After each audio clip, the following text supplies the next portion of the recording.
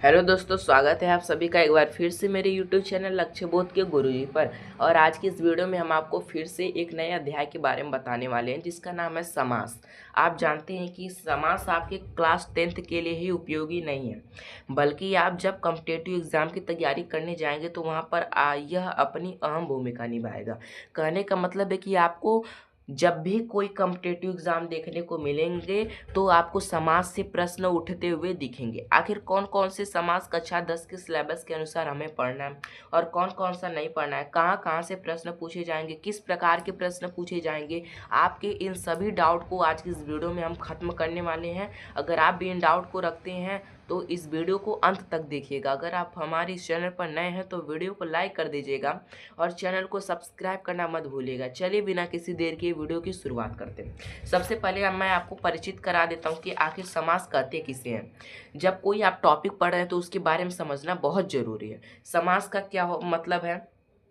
जब दो या दो से अधिक पद मिलकर एक नया संक्षिप्त रूप धारण करते हैं तो इस प्रक्रिया को समास कहते हैं। मैंने तो आपको कहकर समझा दिया, अन्य टीचर्स भी ऐसे करते हैं, लेकिन मैं आपको अब उदाहरण के माध्यम से समझाऊंगा ताकि आपको जीवन भर याद रहे। कहने का मतलब क्या है? मान लीजिए कि मैं एक वाक्य लिखता हूँ, जैसे कि यहाँ पर आपको स्पष्ट रूप से दिख रहा होगा कि नीलकंठ वाला।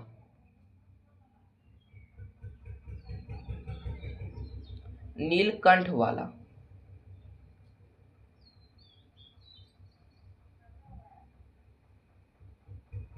नहीं, नीला है जो नीला है जिसका कंठ।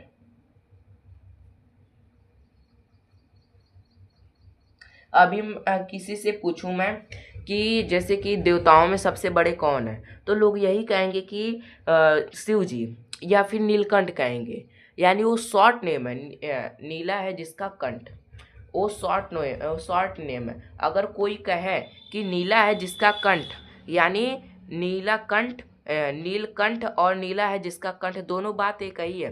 कहने का मतलब है कि इतने बड़े शब्द को, यानी दोनों तो नाम एक ही है, शिव जी को ये भी कहा जाता है और यह भी कहा जाता है, नीलकंठ भी कहा जाता है, नीला है जिसका कंठ ये भी कहा जाता है। तो इतने बड़े शब्द को न कहकर शॉर्ट में कहना, उसी को क्या कहा जाता है? समास कहा जाता है। कहने का मतलब है, एक बार फिर से समझिए, गागर में सागर भरना आपने कहावत सुनी होगी कि यानी कम समय में अधिक शब्दों को बोलना। ठीक उसी प्रकार से यदि यहाँ पर इतने बड़े शब्दों को न बोल करके केवल नीलकंठ या फिर शिवजी ही बोल दिया जाए तो कितना परफेक्ट रहेगा। यानी जब दो या दो से अधिक पद मिलकर कोई नया संक्षिप्त, यहाँ पर दो या दो से अधिक पद यानी शब्द आपको दिख रहे होंगे। नीला एक है, दो जिसका, तीन कंठ चार, यानी चार पद या फिर शब्द आपको दिख रहे होंगे। जब ये दो या दो से अधिक पद आपस में मिलकर एक नया संक्षिप्त रूप धारण किए, कौन सा संक्षिप्त रूप धारण किए? यहाँ पर नीलकंठ संक्षिप्त रूप धारण किए, तो इसी को क्या कहा जाता है? इसी को क्या कहा जाता है? समास कहा जाता है। यानी जब दो या दो से अधिक पद मिलकर एक नया संक्षिप्त रूप धारण करते हैं तो इस प्रक्रिया को समास कहा जाता है। इसके बाद यहाँ पर आखिर हमें कक्षा 10 के सिलेबस के अनुसार कौन कौन से समास पढ़ने हैं, तो इसके बारे में मैं आपको बताता हूँ कौन कौन से समास पढ़ने हैं। पहला समास है कर्मधारय समास। कर्मधारय समास। दूसरा समास है द्वंद्व समास। तीसरा समास है बहुब्रीहि समास और द्विगु समास। यहाँ पर द्विगु समास और बहुब्रीहि समास, यानी आपको चार समास कक्षा 10 के सिलेबस के अनुसार पढ़ने। कौन कौन से समास, एक बार फिर से सुनिए। कर्मधारय समास, द्वंद्व समास, द्विगु समास, बहुब्रीहि समास, ये चार समास आपको कक्षा 10 के सिलेबस के अनुसार पढ़ने हैं। मैं आपको बताऊंगा कि आखिर इसकी ट्रिक कौन है, कैसे आपको पहचानना है समास को। चलिए यहाँ पर सबसे पहले शुरुआत करते हैं कर्मधारय समास से। पहले आपको मैं परिभाषा बता देता हूँ, इसके बाद आपको पहचानने का ट्रिक बताता हूँ। जिन समास पद में उपमा, उपमेय या विशेषण विशेष से मिलकर बने होते हैं उसे कर्मधारय समास कहा जाता है। अब इसके उदाहरण में आपको देखने को मिलेगा नील गगन। नील गगन का मतलब है नीला है जो गगन, नीले रंग का गगन। नीला मतलब नीला, रंग मतलब रंग, का मतलब का, गगन यानी आकाश, नीला रंग का है जो आकाश, ये चीज आप बोल सकते हैं। ये नीले रंग का गगन, ये ना बोल के आप नील गगन बोल दे रहे हैं, ये शॉर्ट शब्द हो गया, यह अधिक पद हो गए, तो इन्हीं को शॉर्ट शब्द में कहना इस समास कहलाता है। अब ये किस प्रकार की समास है? कर्मधारय समास। कर्मधारय समास को पहचानने का ट्रिक क्या है, मैं आपको बताता हूँ कि यहाँ पर जैसे कि अर्थार्थ शब्द आने का कोई कंडीशन नहीं होगा। कंडीशन का मतलब है कि नीला है जिसमें विशेषता बताई जाएगी। देखिए यहाँ पर नीला रंग है, लेकिन गगन क्या है, यहाँ पर विशेष, यानी जब कोई विशेष की विशेषता बताई जाती है तो उसी को क्या कहा जाता है, कर्मधारय समास। यहाँ पर गगन क्या है, विशेष से है, इसकी विशेषता बताई जा रही है कि क्या विशेषता बताई जा रही है कि जो गगन है वह नील रंग का, नील का मतलब नीला रंग का है, और जिसकी विशेषता बताई जाती है उसे विशेष से कहा जाता है, और जो बताया जाता है कि क्या उसकी क्वालिटी, उसी को क्या कहा जाता है, विशेषता कहा जाता है। यानी गगन क्या है, विशेष से, वही पर जो नील है वह कौन है, विशेषण है।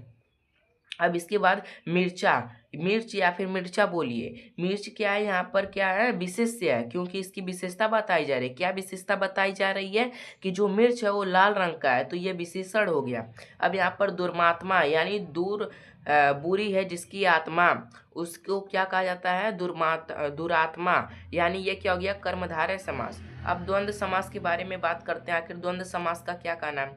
आप जानते होंगे कि जब किसी समास का पहला पद संख्यावाचक होता है, संख्यावाचक नहीं, वो तो द्विगु समास हो जाएगा। जिन समासिक पदों में दो पद प्रधान होते हैं और उनके बीच विग्रह करते समय बीच में और शब्द का प्रयोग होता है। यानी जब आपको कोई ऐसा समास दिख जाए जिसमें आपको दो शब्दों के बीच में ये चिन्ह दिख जाए, ये चिन्ह का मतलब योजक चिन्ह, जैसे यहाँ पर दिखाई दे रहा है हरा भरा, माता पिता, भाई बहन, तो आप आंख बंद करके द्विगु समास मार दीजिएगा, क्योंकि द्विगु समास का यही पहचान होता है। मैं आपको कर्मधारय पहचानने का भी ट्रिक बताऊंगा, जरा ध्यान से वीडियो को देखिएगा।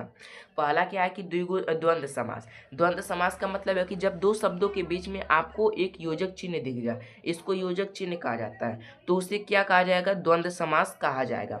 अब इसके उदाहरण में कौन सा है, हरा भरा, भरा हरा है, तो इस चिन्ह को हटा के क्या लगाया जाएगा, समास विग्रह करते समय भरा और हरा। वहीं पर अगर हम माता पिता के बीच के चिन्ह को हटाते हैं तो क्या लगाया जाएगा, माता और पिता, और भाई बहन के बीच के चिन्ह को हटाएंगे तो क्या लगाया जाएगा, भाई और बहन। इन पर आपको फोकस करना है। अब अगला क्या है कि द्विगु समास। द्विगु समास को पहचानने का ट्रिक है, इसका जो पहला पद होगा वह आपको, पहला जो शब्द दिखेगा वह जो इसका पहला पद वो संख्यावाचक होगा। संख्यावाचक का मतलब इससे संख्या का पता चलेगा। जैसे आपको सत का मतलब है 100, यानी पहला संख्या से पता चला। यहाँ पर चौ का मतलब है 4, यहाँ पर तीन का मतलब है 3, और का मतलब है 3। यानी आपको जब किसी समास के पहले पद से संख्या का पता चले तो उसे द्विगु समास कहा जाएगा। उदाहरण में शताब्दी का समास विग्रह क्या होगा, 100 वर्षों का समूह, और चौराहा का 4 राहों का समूह। समूह कहिए या फिर समाराह, दोनों एक ही बात है। इसके बाद तिरंगा, यानी 3 रंगों का समाहार।